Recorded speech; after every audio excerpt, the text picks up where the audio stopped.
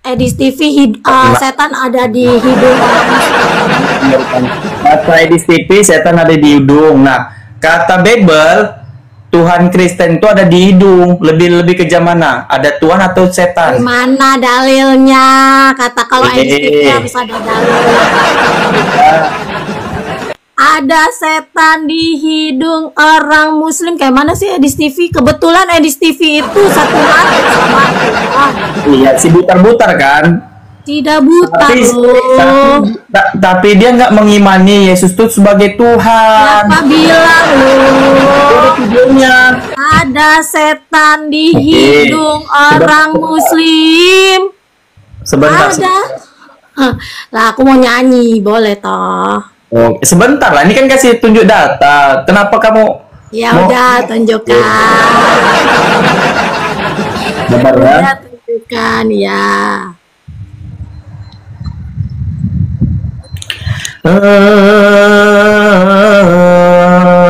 Ngomong-ngomong kau mualaf atau dari kecil udah Islam? Sebentar, ini Bapak Gembala. Aku nanya doang, nanya. Karena kalau lama kali jawab sedikit. Pertanyaanku, kok Islam dari kecil atau baru mualaf? Bentar ya. Udah, ditanya apaan? Ada setan di hidung orang muslim. Ada setan di hidung orang muslim. Tuh si Edis bisa aja nyanyinya. Iya, ini coba baca.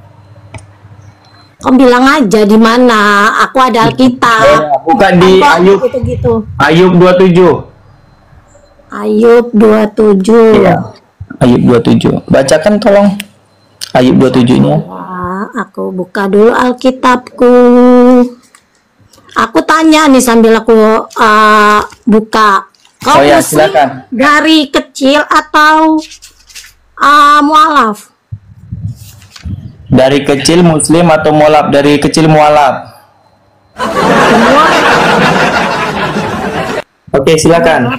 Umur berapa kau mualaf waktu kecil? Umur 22 tahun. Oh gitu, oke.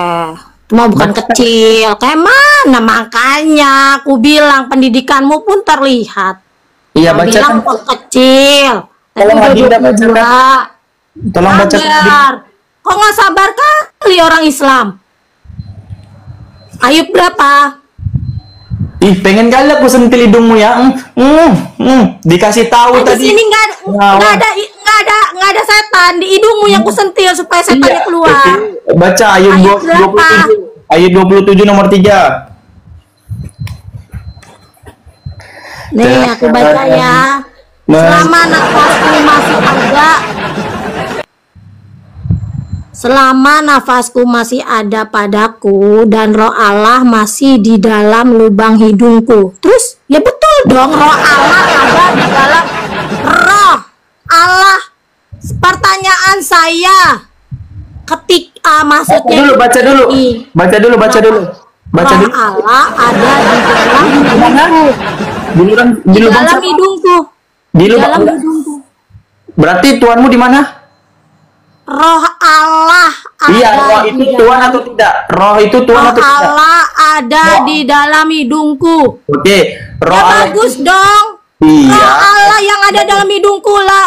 Hidungmu ada iblis, ada Ya, setan. nggak apa. Ini bagus siapa? Ya berarti kalau gini ada roh Allah di sini berarti. Loh, daripada kok gitu-gitu ada setan di Nggak hidungmu. apa-apa, wajar setan ingin ketika kita peluk kan mungkin setan gelilin kuping kita nih, hidung kita nih. Ya terus ada lagi. Makanya kok sholat mulu. Ini tadi baca ulang dong. Jadi kok ngerti nggak maksudnya? Ya, silakan. Di Alkitab itu ya membacanya bukan pakai logika.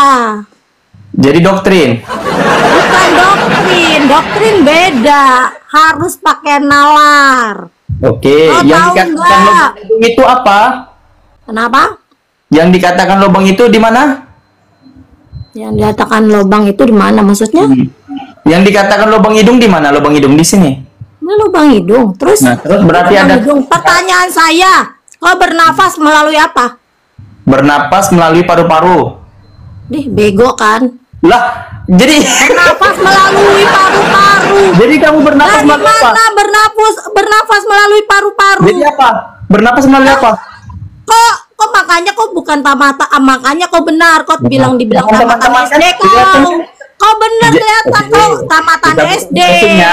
Coba bernafas menggunakan paru-paru. Tugasnya paru-paru itu apa? Kau itu mau ngatain, ngolok-ngolok agama. Kok tentang itu aja nggak ngerti kau itu. Manusia bernapas dengan apa? Apa? Manusia bernapas dengan apa? Paru-paru dan sistem pernapasan. Dan sistem pernapasan. Kau tahu sistem pernapasan apa aja? Gak usah buka gini. Berdebat sama saya kok bahasa yang kecil. Udah mulai tantrum, udah mulai. Sistem pernapasan. Kau tahu sistem pernapasan? Udah mulai. Kau tahu sistem Pertanyaanmu tadi. Kau tahu sistem pernapasan? Aku tanya dulu. Kau tahu nggak sistem pernapasan? Ini adik dengar adik. Tadi pertanyaanmu tadi kan. Bernapas melalui apa? Aku bilang paru-paru. Kamu bilang kan hidung. Udara. Hidung itu menghirup udara yang masuk baru masuk ke paru-paru. Kalau kau bilang bernapas dengan paru-paru, makanya gunakan pertanyaanmu itu dengan pikiran, tapi kamu mengatakan coba kau baca lagi tadi. Oke, bernapas dengan paru-paru dan sistem pernapasan. Ini kan apa sistem pernapasan? Gini loh adik, aku bilangnya. Kalau kita tuh berbicara menggunakan data literatur yang benar, begitu. Kalau dikatakan manusia itu menghirup udara, nggak mungkin dari paru-paru. Ini kubuka.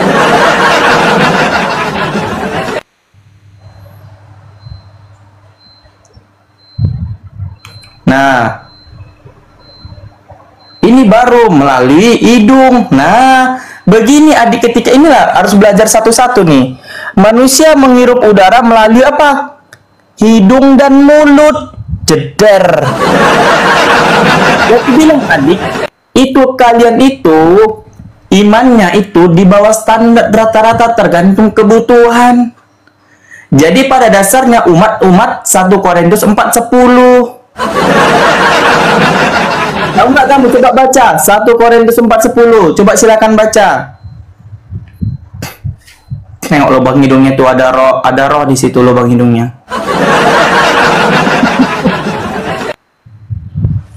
Tengok tuh lubang hidungnya ada roh tuh. Darah Yesus, saudara itu terkasih. Kayak gini teman-teman kualitasnya. Dia yang bertanya, seolah-olah dia tuh paling pintar tadi. Tengok tuh. Bernapas dengan. Bentar Bang Blender, ini Bunda Mar.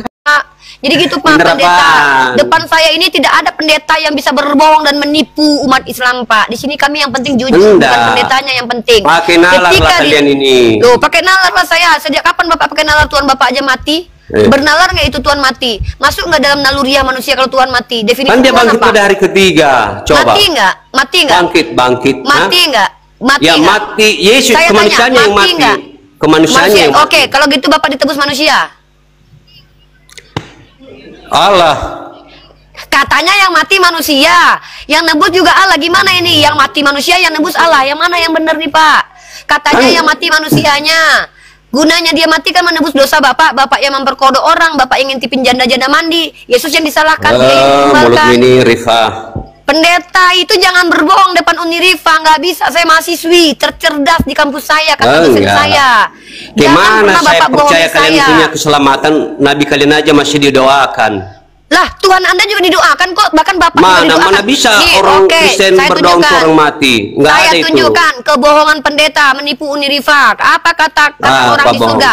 Keselamatanlah untuk yang duduk di atas tahta dan anak domba. Di surganya Tuhan kalian didoakan kok. Nggak tahu mau bohong Bapak pendeta. Udah ya, nggak ada lagi pertanyaanmu ya. Udah turun saya. Ini aku mau membongkar kebohongan pendeta dulu. Keselamatan bagi yang duduk di tahta dan anak domba. Nih, aku tunjukin kalau Tuhan kalian didoakan.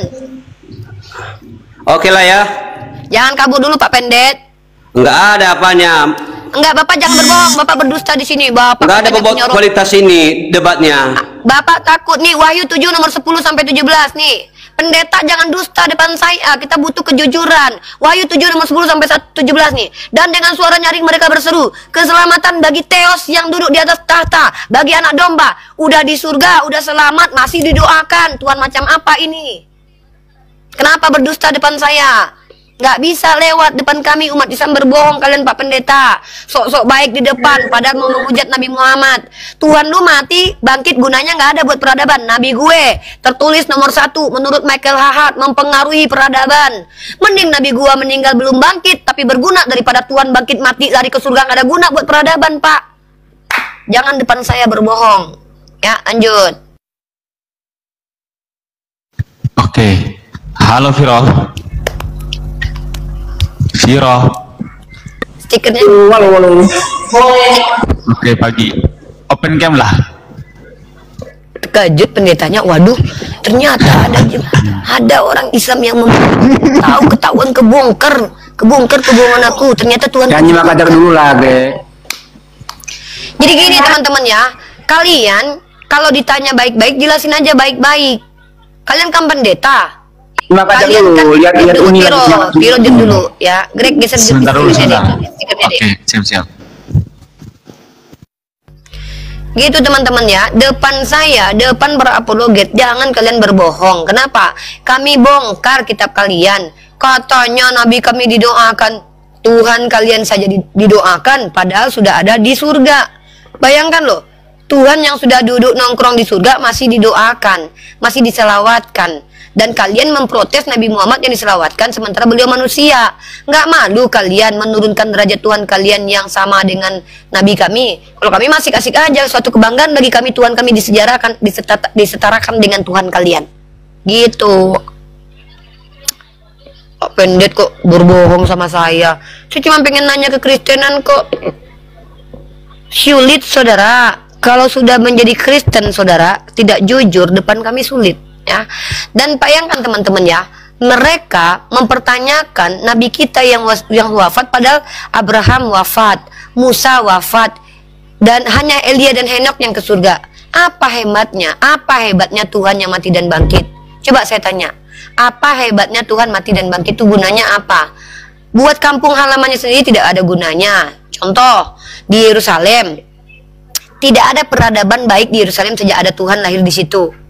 Sementara Nabi Muhammad lahir di Mekah, lihat sampai detik ini Mekah seperti apa, damai, ya, diisi hanya orang-orang Islam saja, ya. Greg jangan keluar dari ini dek, kepental ini nanti. Buang aja stikernya dek. Pendusta yang nyata mereka depan kita, dibilangnya Tuhannya tidak didoakan, tiba-tiba Tuhannya didoakan. Ya jadi teman-teman begitu ya. Mereka teman-teman berharap kita ini akan menerima begitu saja tuduhan-tuduhan mereka. Kalian gini ya, kalau kalian mau mempromosikan itu jangan kayak gini. Ye, aku lo bodoh, tapi aku bangga dengan kebodohanku. Orang yang dibanggakan itu orang yang pinter. Ye, Tuhanku hebat loh. Apa kehebatan Tuhanmu? Bisa mati. Tuhan itu kekal. Kalian banggakan kepada kami, oh itu yang mati kemanusiaannya. Oke, kemanusiaannya. Kalau gitu yang kalian ditebus kemanusiaannya, bukan ditebus Tuhan. Tidak konsisten kalian itu, nggak konsisten.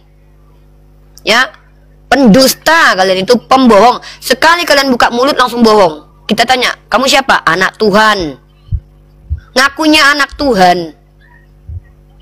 Kalian mengaku sebagai anak Tuhan, kalian tuh manusia biasa, kalian tuh NPD, merasa kalian tuh superior. Depan para apologet nggak ada harga diri kalian, kecuali kalian jujur, kami hormati. Selagi kalian masih berdusta depan kami umat Islam saudara, kami tidak akan izinkan di ruang publik kalian berdusta. Karena kami adalah orang yang diajarkan untuk mencerdaskan anak bangsa, bukan melakukan pembodohan. Itu mending kalian kalau nggak ada ilmu tanya.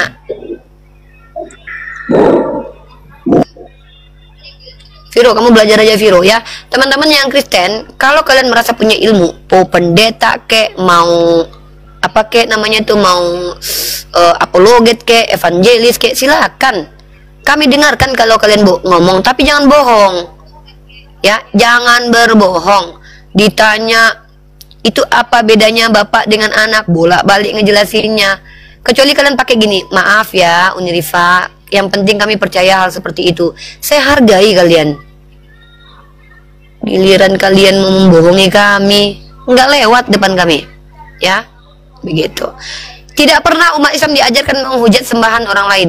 Yang menghujat itu kalian Kristen. Kristen itu penghujat, tapi mereka bilang mereka memuji. Perhatikan, hanya kalianlah yang percaya Tuhan kalian mati terkutuk.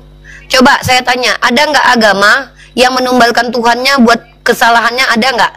Hanya Kristenlah agama yang mampu menumbalkan Tuhannya karena kesalahan mereka.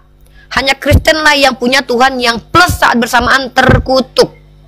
Hanya umat Kristenlah agama yang percaya bahwa hukum Tuhan bisa dibatalkan oleh manusia. Hanya Kristen itu. Bahkan hanya Kristenlah yang agama mengajarkan supaya manusia itu ngaku-ngaku anak Tuhan. Fakta.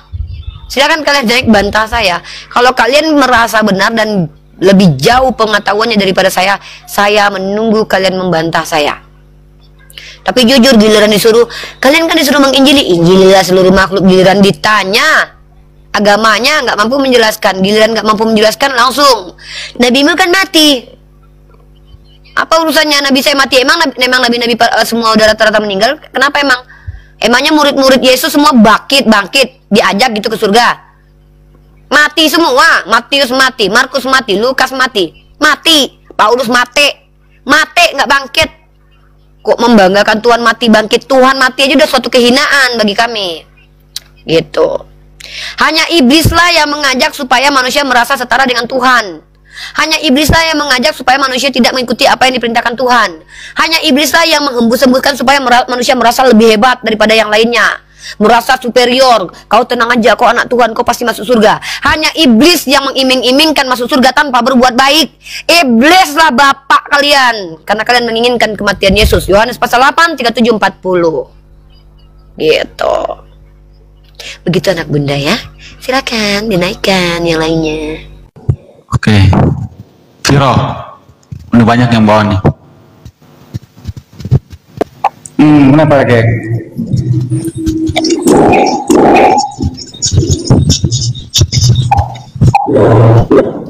Mau bertanya nggak, Viro? Saya cuma tantang, mau Kristen, Protestan, Katolik, Oneness, saya minta satu saja ajaran yang relevan, yang diajarkan Yesus, yang berguna buat peradaban dan sosial manusia. Satu aja, nggak usah banyak-banyak. Saya tantang kalian umat Kristen menunjukkan kepada saya bahwa ada ajaran yang diajarkan Yesus yang relevan sesuai natur dan nalar manusia, yang bisa digunakan untuk peradaban saat sekarang ini.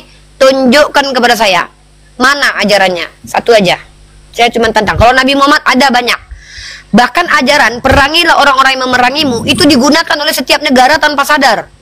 Tidak ada satupun negara saat ini yang notabanenya penghuninya anak teos yang tidak mempersiapkan dirinya dengan senjata apabila diperangi. Bullshit dan bohong kiranya. Kalau ada negara-negara yang bernama negara anak teos, di situ mereka tidak mempersiapkan diri untuk mempersiapkan diri dengan mempersenjatai. Amerika penjual senjata, Perancis penjual senjata, Portugal, alah. Jadi jangan di depan kami kalian cuman klaim bombastis, kami ajaran kasih loh, tidak diizinkan berperang. Giliran negara kita diserang, kami nggak ikut, kalian aja, kami nggak boleh berperang. Tapi penjual senjata terbanyak itu dilakukan oleh anak Tuhan. Gitu. Oke. Ya, itu fakta.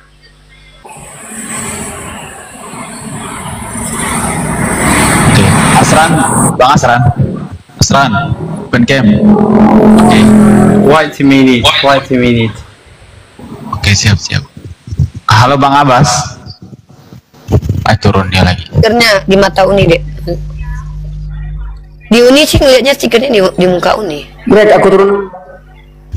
Lah, Aku turun dulu ya. Om ya. ke atas kalau kayak gitu. Nah ini nih, Nabi Bahkan Muhammad. mau dengar, mau belajar semuanya. Yaudah. Jadi dengar teman-teman ya, kami umat Islam ini bukan umat yang ingin menyerang agama kalian, tapi kami mengkomparasi dan mengcounter. Kenapa kami lakukan itu? Kalian terlalu banyak menjajakan hal-hal yang bahkan kalau kami uji nggak bisa kalian lakukan. Contoh, kami lo ajaran kasih, oh ya, Kami kalau ditampar pipi kiri kasih kanan, Sherlock, kita pengen buktiin. Ah, jadi begini, itu cuman alegori. Buat apa kalian promosikan ajaran yang hanya alegori buat kami? Terlihat, terdengar indah gitu. Umat Islam itu diajarkan adil dan tegas. Tidak boleh zolim terhadap diri sendiri dan tidak boleh zolim kepada orang lain. Itu larangan. Perintahnya apa? Bersikaplah adil. Apa maksudnya? Penjahat bukan dicium kudus. Tidak ada penjahat itu diciumin. Tidak ada penjahat itu diberikan tempat untuk melakukan kejahatannya yang lain. Tapi penjahat itu harus dihukum. Karena secara psikologi manusia, sedangkan residivis saja itu mampu berbuat jahat lagi. Residivis loh. Banyak orang-orang yang sudah masuk penjara melakukan kejahatan berulang. Artinya secara psikologis manusia itu terkadang susah untuk berubah. Tiba-tiba kalian bilang, nggak usah dilawan orang jahat, doakan aja kepada Tuhan. Kalau memang seperti itu adanya, kenapa Tuhan kalian nggak datangin setiap penjahat seperti Hitler zaman Perang Dunia Pertama, Perang Dunia Kedua? Kenapa tidak datang dan mengkristenkan semua orang sehingga berubah menjadi baik? Buktinya tidak. Buktinya Hitler menghabisi 6 juta jiwa orang Yahudi. Buktinya orang-orang Jerman yang tempat kantong Kristen Protestan hadir. Itu bahkan adalah orang yang memiliki paham rasisme gara-gara kitab Kejadian. Ini bukan narasi bebas, kalian uji narasi saya. Ini saya berdasarkan tekstual dan faktual. Saya punya data di kitab kalian, saya punya faktualnya, sejarahnya. Ya, seperti itu. Kalau sama saya, kalau diskusi itu tidak ada ceritanya memikirkan perasaan dulu, karena kita bicara benar dan salah. Karena inilah diskusi lintas agama. Kalau tidak bisa menunjukkan mana yang benar, mana yang salah, nggak usah ngomong. Karena kita bicara benar salah, bukan baik dan buruk, ya. Baik dan buruk itu subjektif. Kita bicara tentang benar dan salah. Kecuali kalian sepakati, maaf kami tidak mampu bicara benar dan salah. Jangan ikut di sini, ya. Silakan lanjut. Oke. Cina Malaysia. Cina Malaysia, halo. Halo Cina Malaysia.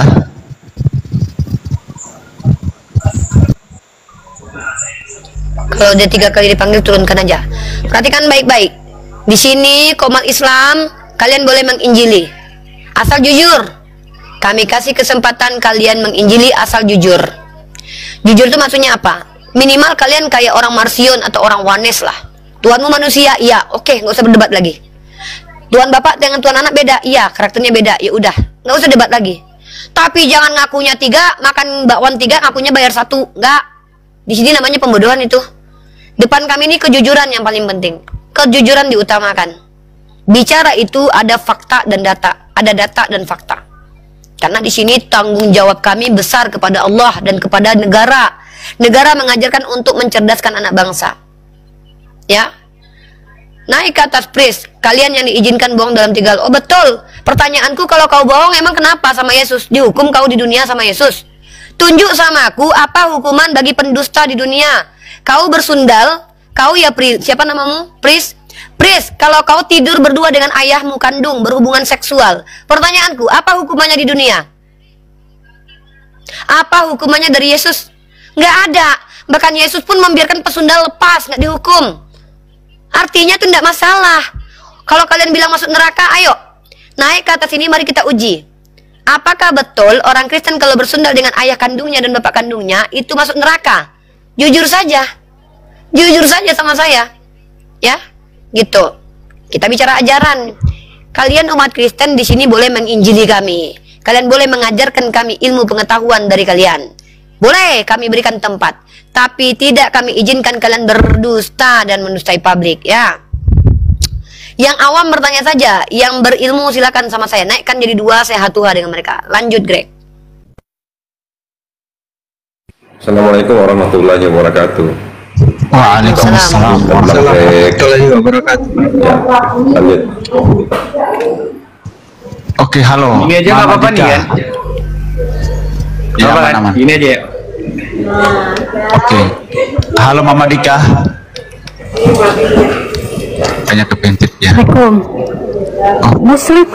Ya, waalaikumsalam. Mas, turunkan tadi kepencet, nggak sengaja. Gitu teman-teman, jangan dipikir kami ditampar pipi kiri kasih kanan, nggak ada. Dakwah itu Rasulullah ada beberapa metode.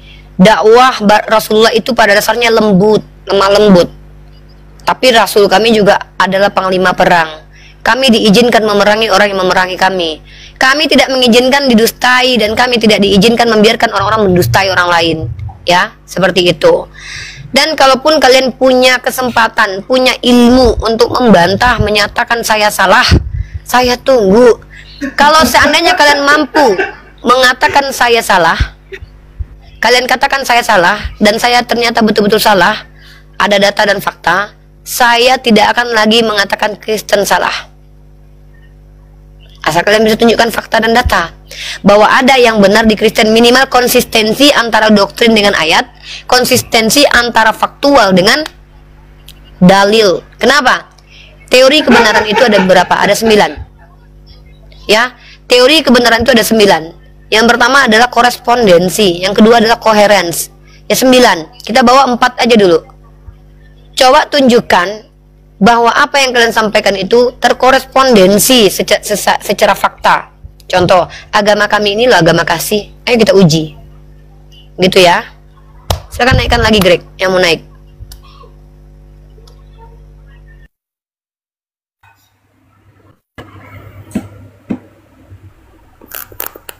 Oke, halo Bang HMM. Ya. Oke, Kristen ya. Jelas. Oke. Bisa open cam Bang? Belum bisa. Itu bisa loh. Ya saya undang ya. Nanti digeruduk. Ya nggak apa-apa. Enggak kok, nggak digeruduk kok, santai aja. Jadi gini, Greg, gini ya. Orang Kristen ini memang banyak bohongnya. Kami Kristen percaya Yesus berkuasa atas kami. Tahu takut digeruduk. Dengar teman-teman ya, lihat nih perempuan umur 38 tahun aja. Perempuan umur 38 tahun aja nggak takut karena yakin bahwa Allah akan melindungi orang. Diam dulu, kok tantrum sini orang.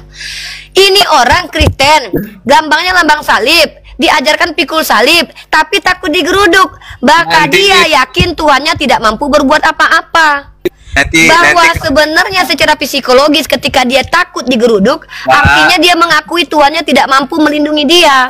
Inilah saya bilang banyak orang Kristen itu hanya lip service, ngaku-ngaku mengatakan bahwa Yesus berkuasa atas kami, Yesus Tuhan baik, Yesus Tuhan baik. Tahu-tahu murid hamba-hambanya semua takut digeruduk. Takut digeruduk sama yang adalah hamba Tuhan. Dia nggak punya anak Tuhan, tapi menghadapi kita yang hamba Tuhan aja mereka ketakutan digeruduk. Inilah orang-orang yang katanya Yesus berkuasa di langit dan di bumi. Buktikan kalau memang Tuhanmu berkuasa, minimal kau percaya. Katanya Tuhanmu berkuasa, kau aja nggak percaya sama dia. Masa kau takut digeruduk? Orang yang takut digeruduk adalah orang yang tidak percaya bahwa Tuhannya berkuasa. Satu, orang yang takut digeruduk orang yang tidak yakin kalau omongannya itu benar. Dan orang yang takut digeruduk bahwa dia yakin bahwa dia akan menghujat. Itu ciri-cirinya. Orang seperti saya dari dulu tidak pernah takut. Saya datangin polisi. Kenapa? Saya ini punya basic data. Yang saya sampaikan ini ada literaturnya. Seandainya pun suatu saat saya dipenjara karena kebenaran, itu masih nggak apa-apa, masih membanggakan bagi saya. Lebih baik dipenjara atas dasar kebenaran daripada bebas berkeliaran tapi pembohong, pendusta. Tuhan saya Yesus mampu berkuasa, dia menyelamatkan saya. Giliran mau bicara kebenaran takut digeruduk. Takut sama orang Islam, mereka itu soalnya orangnya berani kalau menghadapi kebohongan seperti kita. Inilah bukti kalian insecure. Insecure saudara, berat. Ya, bagaimana mungkin kalian percaya pada saat bersamaan Tuhan kalian berkuasa, tapi kalian takut digeruduk. Perhatikan, kematian, mati dalam keadaan syahid itu cita-cita umat Islam. Selebel. Allah. Mau Islam tuh. Mereka sedang menjalankan ini, Uni. Seperti para murid ketika hendak ditangkap, mereka kabur. Iya, mereka ini adalah orang-orang yang berbohong. Lisannya berkata, kami anak Theos, tapi kami takut digeruduk. Ini hamba Allah nih. Jangankan kalian, seandainya ada pejabat negeri ini yang ingin menantangku berdebat tentang agama, aku datangi. Tidak boleh umat Islam itu takut kepada manusia, nggak boleh. Ketakutan kami hanya kepada Allah dan kepada kejahatan kami sendiri. Kami takut ketika berbuat jahat. Kami takut melakukan itu. Dan kami takut atas azab Allah dan kemarahan Allah. Itu yang kami harus takutkan. Bukan takut dengan polisi. Kenapa takut kepada polisi kalau kita benar? Benar itu adalah sesuatu yang koresponden dan koheren, konsisten. Tuhan saya maha kuasa, dia mampu melindungi saya, tapi saya nggak berani ngomong tentang Tuhan saya loh, saya takut digeruduk. Apa itu? Ya, kalau saya, kenapa wallah saya tidak takut sama sekali. Setiap saya live diskusi, bahkan kalian bisa tonton di YouTube manapun yang ada sayanya, saya tidak pernah memarahi siapapun melivekan debat saya. Kenapa? Karena saya orang yang justru ingin orang menonton dari awal sampai akhir dan tahu mindset saya apa. Mindset saya menjawab pertanyaan Kristen, tapi membungkam para pendusta yang mengaku beragama. Kenapa? Orang-orang seperti ini yang merusak peradaban. Anak Tuhan kok takut digeruduk. Makanya luculah kiranya mereka ini mengaku ajaran kasih, tapi mereka minoritas. Kalau kalian minoritas dan ajaran kasih, harusnya yang paling banyak itu penghujatnya dari Islam. Tapi perhatikan baik-baik. Yang paling banyak menghujat siapa? Kristen. Paul Jang kabur ke luar negeri. Taib Pudin lah kabur ke luar negeri. Sophie Kutol kabur ke luar negeri. Edis Kudis Kristus, Edis Takjil Kristus Kudis kabur ke luar negeri. Edwin Kayapas Botak kabur ke luar negeri. Kenapa? Karena yakin bahwa Tuhannya nggak akan bisa membantu dia di Indonesia ini untuk menipu-nipu umat Islam. Itu kenapa mereka harus kabur, karena mereka percaya bahwa Tuhannya tidak akan mampu melindungi mereka di sini. Mereka berdusta, kami rela mati demi Kristus. Bullshit. Mereka kabur ke luar negeri untuk apa? Supaya dapat tempat untuk menghujat agama Islam. Lalu kemudian merasa tersakiti. Kami tersakiti. Dokter Zakir Naik diajak boleh ke Indonesia, sementara kami ngomongin Nabi Muhammad pedofil dihabisi, dia di penjara. Kalian berdusta soalnya. Ya, ini kami umat Islam. Silakan naik yang Kristen awam. Mumpung saya ada, bertanya aja. Ya. Kalau berilmu, bantah, naik. Itu loh. Ah, tengok nih, ini curhat lagi nanti nih. Kalian perhatikan ini anak Teos nih. Anak Teos ini bisanya tuh cuma curhat, teman-teman. Kalau nggak curhat, kalau nggak mencret, coba dengerin. Saya kan diam, saya mau dia dengar dulu dia ngomong apa. Ngomonglah. Kalau misalnya negeri ini bebas mengutamakan pendapat kita tentang agama, saya di open camp biar kau tahu nih Pak. Kau baca kitab Roma dulu. Menurut Paulus berkata, kau harus tunduk kepada pemerintah. Berarti kau tidak mengikuti ajaran bapakmu Paulus. Kalau kau mengatakan negara ini tidak layak untuk diikuti, kau telah mengkhianati pernyataan Paulus. Mau ngomong sama pemerintah.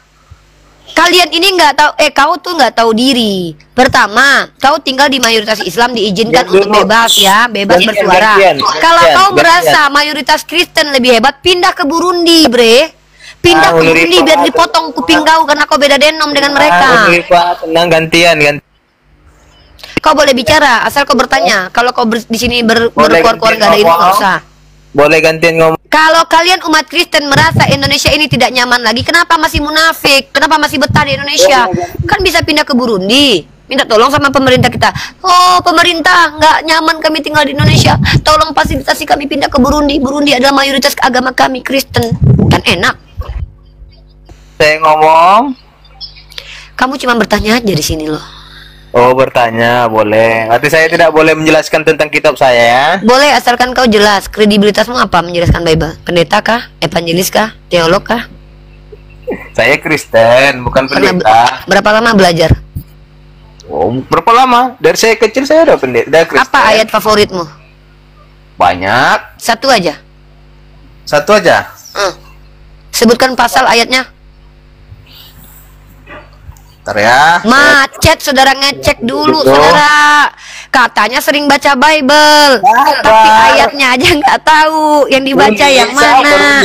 Sabar. Sabar, jangan kejang-kejang. Ini bukan kejang. Matius 22 ayat 39 ini. Baca ini, baca. Loh, kok aku yang suruh baca? Jijik gitu baca Bible sendiri. Bacakan lah, memang nggak dapat pahala baca kitabmu memang. Kalau kami bangga baca Al-Quran dapat pahala. Coba bacakan. Apa itu? Kenapa kau bahas Alkitab terus gitu? Karena banyak masalah. Terus kalau ada masalah apa hubungannya samamu? Loh, kan pemerintah mengajarkan kita untuk mencerdaskan anak bangsa. Termasuk agama? Oh iya dong. Ada di situ, jangan bahas agama di undang-undang itu. Itu agamanya. Kamu agama apa? Islam. Terus kok bahasa agama Kristen seharusnya? Ya, kapan ada larangannya bahas Kristen? Pendeta kalian aja belajar Islamologi kok. Pendeta kalian saja belajar Islamologi. Kenapa kami nggak boleh belajar Kristologi? Kenapa kami nggak boleh bertanya tentang agama kalian? Jadi kalian takut ditanya nih. Siapa pendetanya? Siapa pendetanya? Kau masuk ke STT, rata-rata STT punya mata kuliah Islamologi. Ini orang nggak ngerti apa-apa. Saya tanya lagi sama kamu kesini mau ngapain? Mau ngapain? Mau bantah omonganmu. Kamu ngomong yang nggak betul gitu loh. Yaudah, mana yang betul? Kamu bilang kasihlah sama manusia, betul. Terus bagaimana cara mengasihi dirimu sendiri? Kalau ditampar pipi kiri kami kasih gitu maksudnya? Ya saya tanya, kau mengikuti kata Yesus. Yesus berkata, jangan melawan orang yang jahat kepadamu. Apabila ditampar pipi kirimu, kasih kanan. Itu ajaran yang beneran atau ajaran bohong-bohongan? Betul. Kan ada ajaran lagi. Yaudah, kalau begitu Sherlock, nggak usah banyak cerita. Kita mau buktikan. Kan ada sambungan ayatnya lagi. Apa sambungannya? Ya, apa sambungannya? Jadilah seperti ular, teruslah seperti merpati. Oh, jadi gitu, teman-teman. Tahu nggak? Jadi, tahu nggak artinya? Teman-teman tahu. Ya, tahu nggak Jadi artinya? kalau depan kami ngaku-ngaku aja ajaran kasih, tapi licik lah seperti ular. Makanya jangan bodoh. Kita itu dikasih akal dan pikiran. Jadi mereka ini disuruh licik mereka. Ngaku aja ajaran kasih teman-teman, tapi kalau ditanya nanti mana alamatmu, licik lah seperti ular. Wah, memang ajaran Paulus. Ini Rifa. Bentar Domi. Jadi teman-teman sudah tahu ya, si HMM ini hati-hati kalian. Dia ini nanti kalau nawarkan Tuhannya, dia akan bilang kami lo ajaran kasih. Ayo sini aku coba tampar. Langsung licik dan cerdik seperti ular dia teman-teman ya. Begitu. Udah diam dulu. Ada Domi nih. Udah kita udah tahu kok ajaranmu ya. Jadi dia udah tahu teman-teman ya. Kita sudah sepakati bahwa mereka ini akan diajarkan cerdik mirip ular teman-teman. Disuruh seperti ular. Oke, kita ke Pak Domi aja. Lanjut Bang. Pak Domi muslim atau non muslim? Pak di mute Pak, buka Pak mute Pak. Buka mic-nya Pak. Buka mic-nya Pak.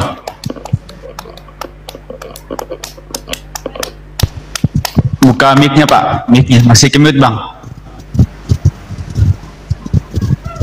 Kita undang dulu ya. Oke, buka mic-nya Bang. Bang, buka mic-nya. Aduh. Orang tua, orang benar. Oke, udah. Oke, lanjut. Selamat datang Pak Domi. Silakan Pak Domi mau bertanya semuanya. Permisi. Saya mau tanya, ada kata yang saya dengar tadi, kata Ibu Unirifa itu bilang orang Indonesia, orang Kristen itu pindah dari Indonesia. Apa di Indonesia sini mayoritas Muslim semua, makanya disuruh pindah ke lain negara? Bukan, saya suruh pindah itu karena kalian manja dan kalian itu playing victim. Kan kalian yang ngeluh-ngeluh.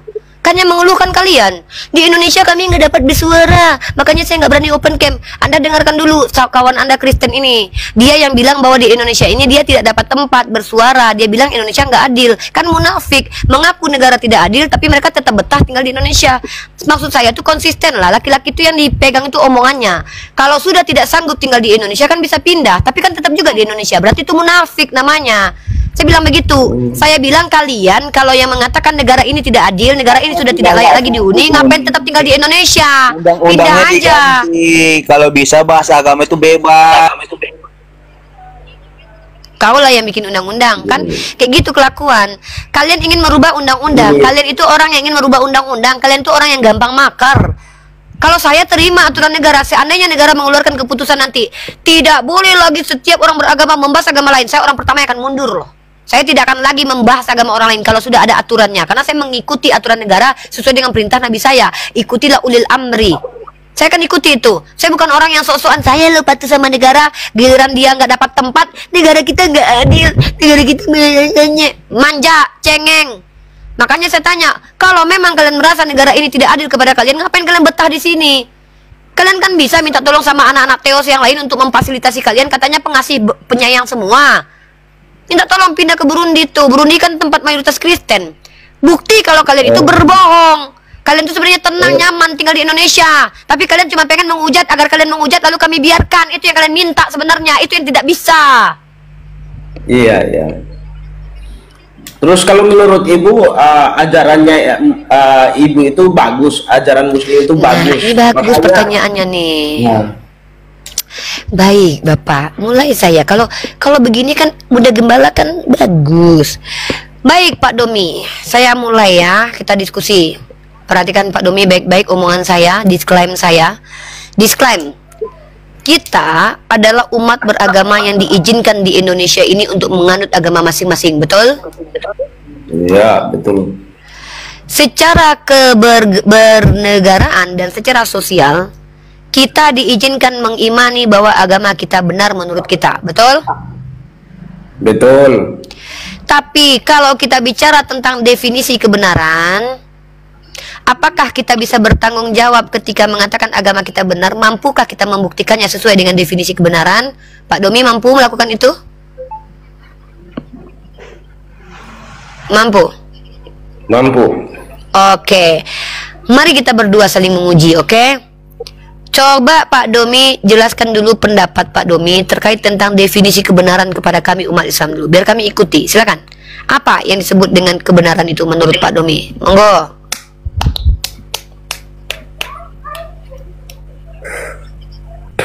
Nah, gini Bu, saya mau bertanya dulu ke Ibu dulu. Padahal udah saling menguji nih. Gemes saya nih, udah pasang ancang-ancang kuda-kuda nggak jadi bertarung. Aduh, padahal udah semangat kali pasang kuda-kuda barusan Pak. Saya tuh pengen kita tuh jujur. Kalau memang Kristen punya perspektif kebenaran yang benar, kita akui kok. Tapi kalau tidak ya akui saja. Maaf ya, ajaran kami itu nggak konsisten. Ya kami percaya kalau Tuhan itu berkuasa, tapi di saat bersamaan kami juga percaya kalau Dia nggak bisa membela kami ketika kami digeruduk. Kan enak kayak gitu. Kami nggak masalah. Ya kan? Kalau kami umat Islam ini kok diajak untuk meeting kami ikut, diajak bermusyawarah kami ikut, diajak berperang kami mau juga. Terserah kalian mau yang mana. Kami mau aja kok. Diajak ke pasar kami jajan boleh. Ya dikirimin uang apalagi boleh-boleh aja. Dikirim paus juga nggak masalah. Kami asik kok, orang Islam tuh asik-asik kok orangnya. Ya, kami tuh asik-asik orangnya. Ayo kita musyawarah orang Islam. Ayo, duduk. Ayo kita perang aja orang Islam. Ayo. Mau yang mana? Silakan. Tapi kalau bisa kan nggak usah berperang lah. Diskusi aja lah. Kan kita asasnya demokrasi. Asas demokrasi ini kan kita bebas beropini dan berpendapat asal jelas bukan fitnah, bukan memprovokasi. Yang tidak boleh itu misalkannya gini, ayo kita benci agama lain. Nah itu nggak boleh, itu merusak tatanan hidup kita. Dalam ranah etik tidak boleh. Tapi kalau dalam tajam berpendapat, tajam bertanya, tajam mengkritisi, ini adalah hak sebagai orang yang berakal.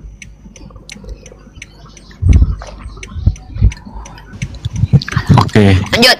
Halo Samana. Halo Bang Samana. Halo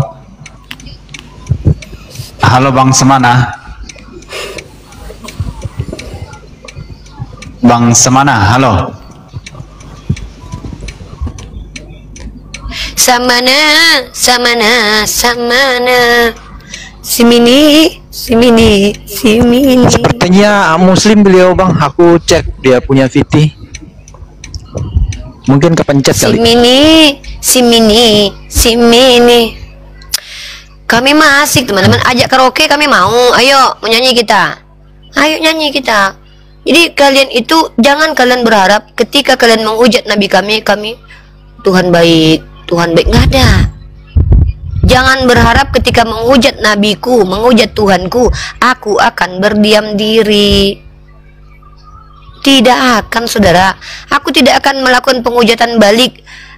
Waalaikumsalam Pak Robi. Aku hanya akan menunjukkan kepada kalian, ketika kalian menghujat nabiku dan Tuhanku dan nabiku, itu hanya akan menelanjangi agamamu. Karena semuanya akan berbalik kepadamu sesuai dengan data tertulis. Tidak perlu menambah-nambahi blos. Ada semua di kitabmu. Apa contohnya? Nabi Muhammad pedofil. Oke. Kalau menikahi anak kecil berarti pedofil. Berarti nenek moyang Tuhanmu ya pedofil semua.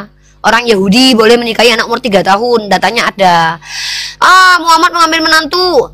Yang mengambil menantu itu adalah nenek moyang Tuhanmu yang bernama Yehuda. Ngiduri menantunya Tamar, bersundal. Lahirlah keluarga Tuhanmu, nenek moyang Tuhanmu. Ya, nabinya Siripa cabul, kan gitu. Yang cabul itu nabinya Kristen. Siapa? Katanya Nabi Daud dikatakan cabul. Ngintipin orang mandi, bini orang ngintip mandi, diminta lagi ke kamar tidur, hamil bonteng. Maka Tuhan kemudian tidak menghukum dia, tapi yang dihukum anak hasil perjinahannya. Tuhan membenarkan itu, nggak apa-apa. Kalau anak keturunan nenek moyang Tuhan nggak apa-apa, nggak dimatikan, ya dikasih privilege. Bahkan diberikan bini-bini orang. 2 Samuel pasal 12 nomor 8. Hosea disuruh bersundal, menghasilkan anak-anak sundal. Yesaya disuruh telanjang 3 tahun. Nah, jadi kalau membandingkan itu punya parameter dulu tentang nabi di kitab kalian. Apa parameter nabi di kitab kalian? Kalau di kitab kami nabi-nabi itu maksum, terjaga. Maka kami akan berbohong kalau ternyata ada nabi kami yang bermaksiat kepada Allah. Maksiat besar, kufur, kafir, berzina. Maka tunjukkan itu. Ada tidak konsistenan di dalam Al-Quran dan hadis bahwa pernah terbukti Nabi Muhammad berzina. Pernahkah tertulis bahwa Nabi Yakub pernah berbohong? Begitu caranya kalau kita diskusi. Ya, ini tiba-tiba Nabi di agama kalian itu semuanya cabul. Tiba-tiba kalian mengatakan Nabi Muhammad cabul. Kenapa? Pengen menyetarakan Nabi kalian dengan Nabi kami? Nggak mempan. Nggak bisa. Tidak bisa kalian menyetarakan. Mohon maaf. Dari sisi epistemologis, Bible dan Al-Quran bainas sama was sumur.